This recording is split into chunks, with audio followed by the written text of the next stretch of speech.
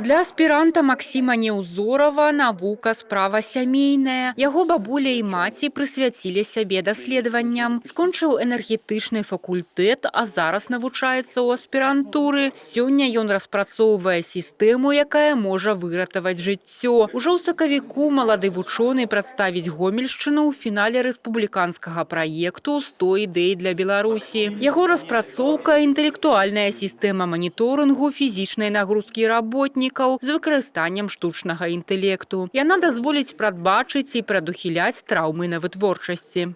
Суть системы, что камера, которые так в любом случае установлены на предприятиях, следит за сотрудниками. Искусственный интеллект будет обрабатывать положение сотрудника по определенным точкам, которые он будет выставлять.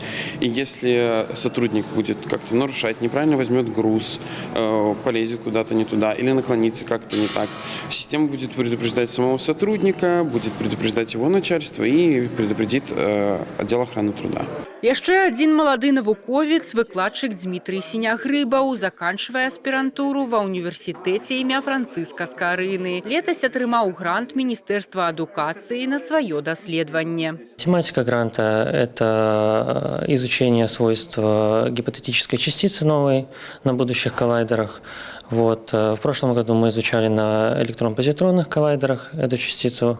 В этом году получили грант на изучение ее на мионных коллайдерах. Связываю свое будущее именно с наукой. Хочу представлять свои научные достижения мировому сообществу, поэтому, да, планирую заниматься.